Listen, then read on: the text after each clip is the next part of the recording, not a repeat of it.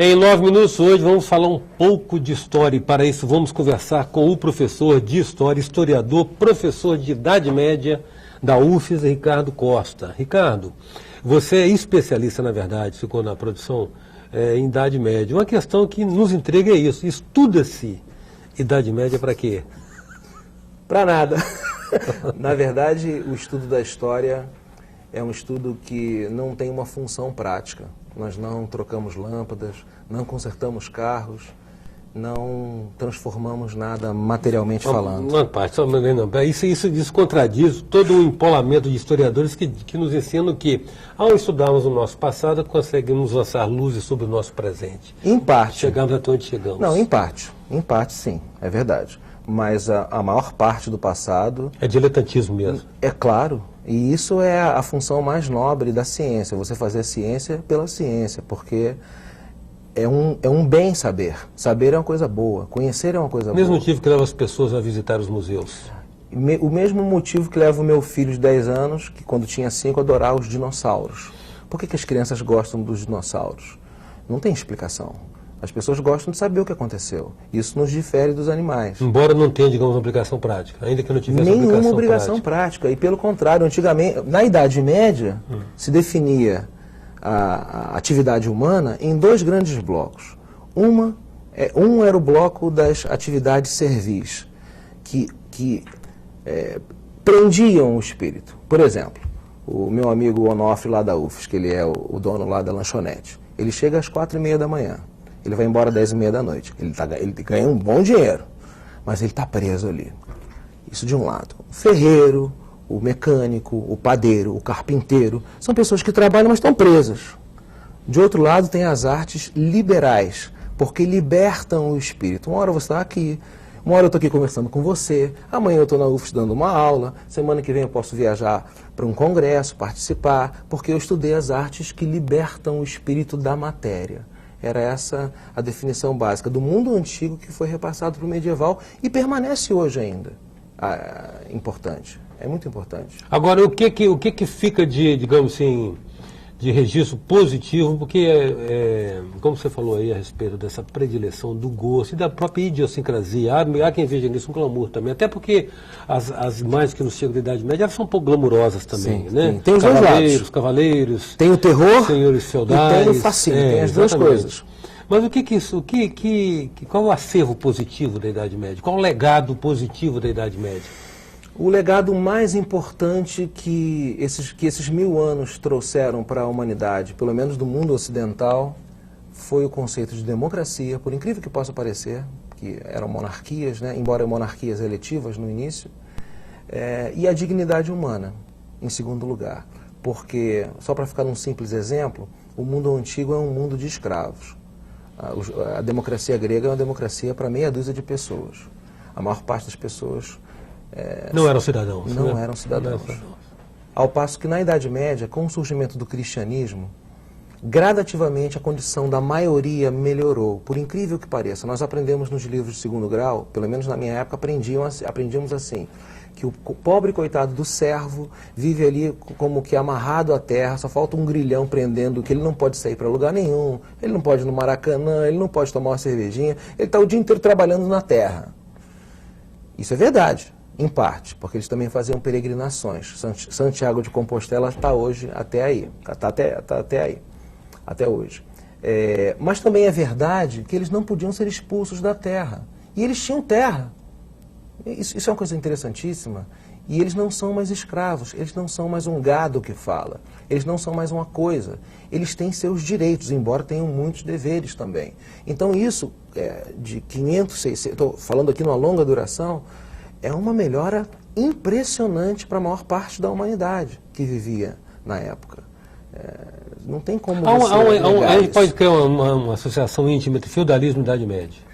Durante 300 anos, veja, a Idade Média durou, grosso modo, 1000 anos. Do século V ao XV, embora tenhamos divergências. Mas você tem uma baixa Idade Média que já é mais próxima da modernidade. Exatamente. Né?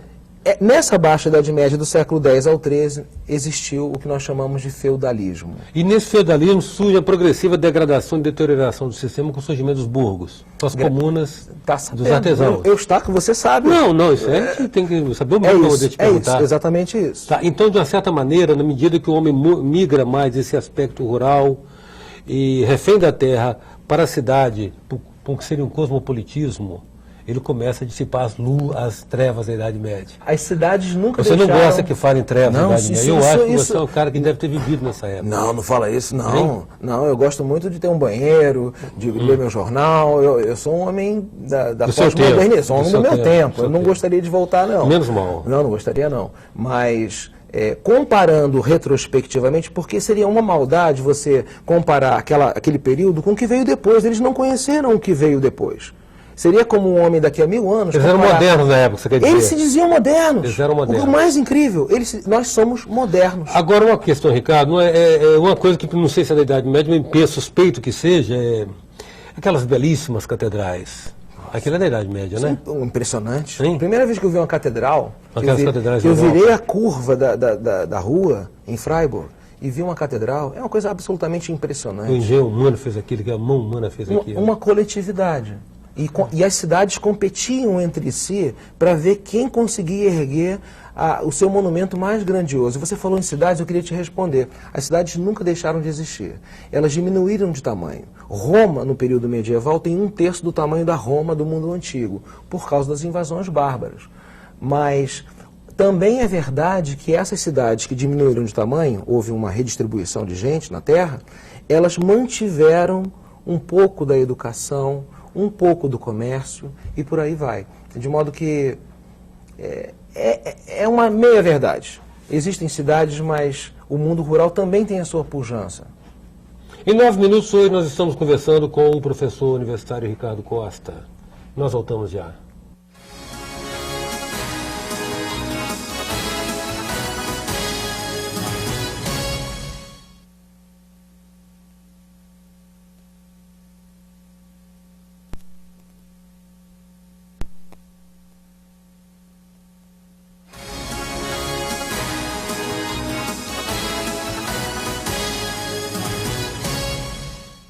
Voltamos com 9 minutos, que traz hoje o professor, historiador e professor de Idade Média, Ricardo da Costa. Ricardo, os mosteiros surgem na Idade Média. Eles podem ser entendidos como forma de monopólio cultural que antecede a universidade? Olha, a maior injustiça e o que mais me diverte para dar aula na essa ignorância toda da gente. É esse ato que existe entre o que as pessoas pensam que aconteceu e o que se conhece no aquário, que você estava conversando comigo, que eu vivo no aquário. Eu falei, você vive melhor do que eu, porque você está no oceano. Os tubarões estão aí. Eu estou no aquário.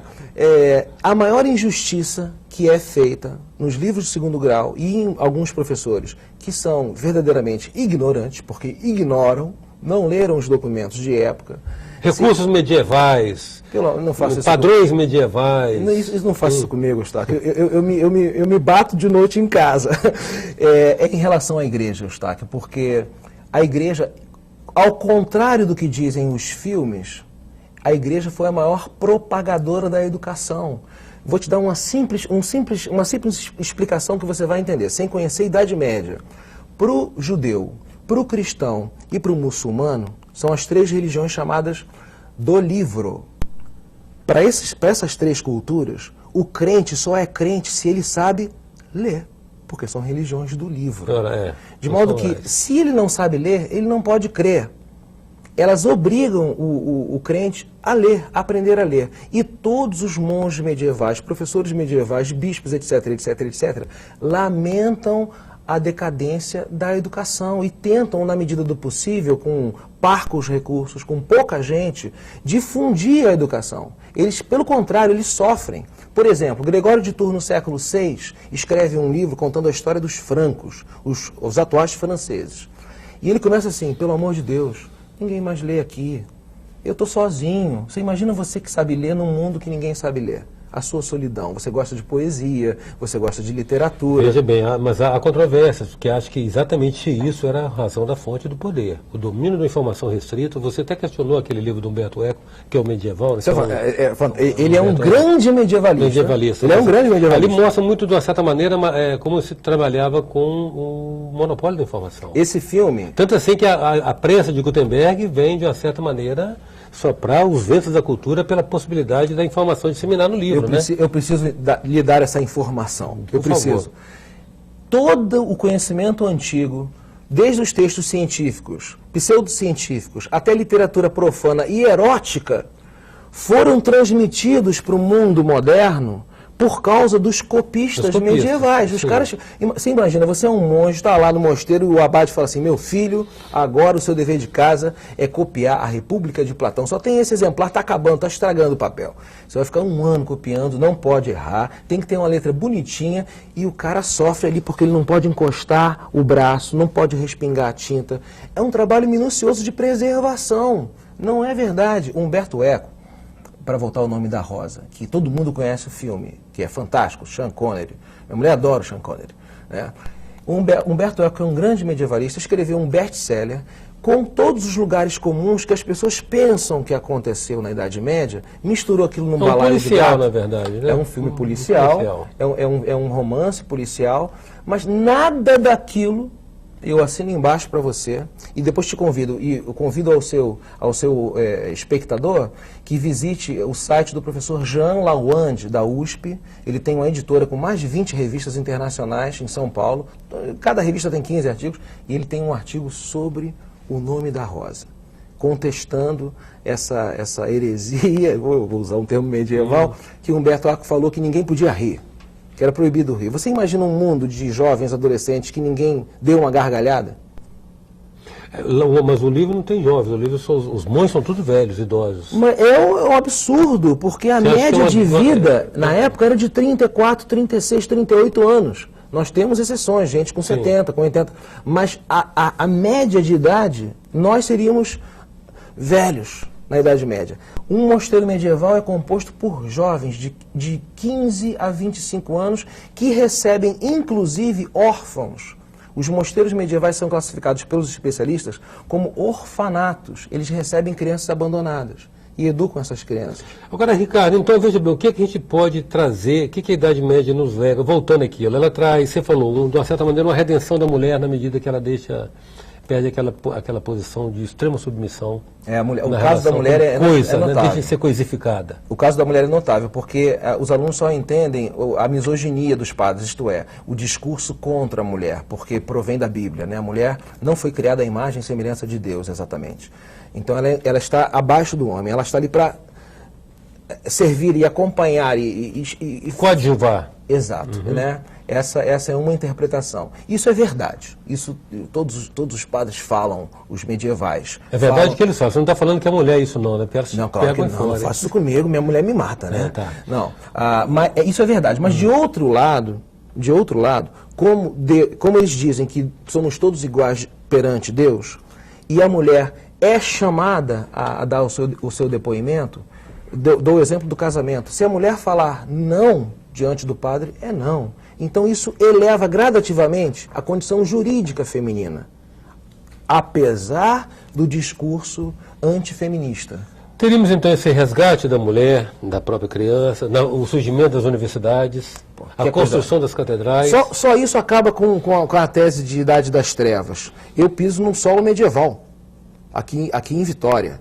Foi invenção dos medievais. Não existe nada parecido no mundo antigo. Estamos diante de um fenômeno novo. Pessoas de diferentes origens podem ter acesso ao conhecimento.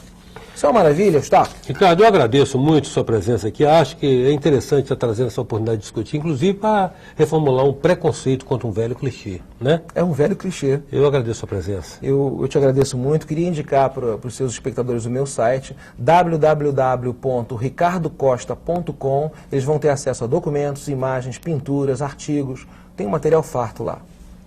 Grato novamente, Ricardo. Muito obrigado. Em 9 minutos, hoje a presença do professor e historiador Ricardo da Costa. TV Tribuna é você. Sou passageiro do